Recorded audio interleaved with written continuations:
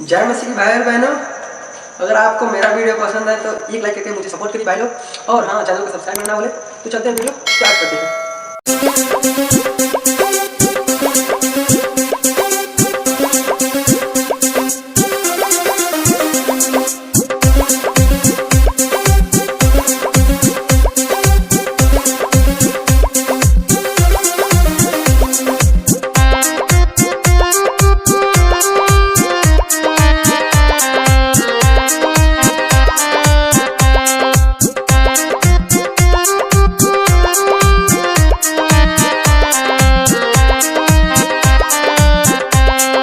जहिया से यीशु जी से लागल हमर मनावा, जहिया से यीशु जी से लागल हमर मनावा, जहिया से यीशु जी से लागल हमर मनावा, जहिया से यीशु जी से लागल हमर मनावा, जहिया से यीशु जी से लागल हमर मनावा।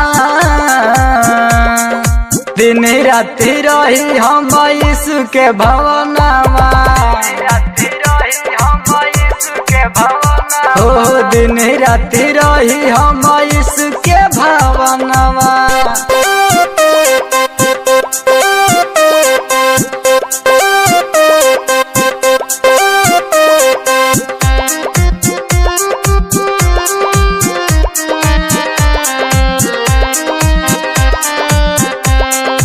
गुंगा के बोली संवरले हो, पापी के गर्भ लगवले हो, कोढ़ी के रोगी चंगा कह के जीवन दान दिहले हो, जीवन दान दिहले हो।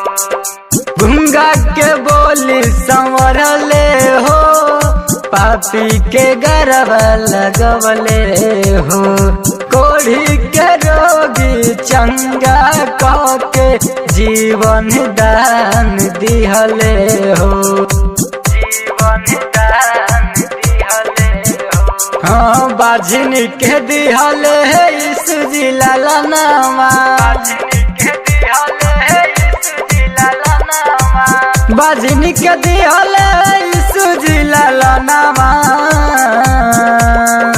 जहिया से यीशु जी से लागल हमर मनावा, हाँ, जहिया से यीशु जी से लागल हमर मनावा,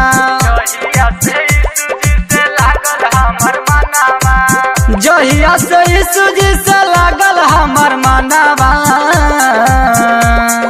दिन राति रही हम यीशु के भवनवा, ओ दिन राति रही हम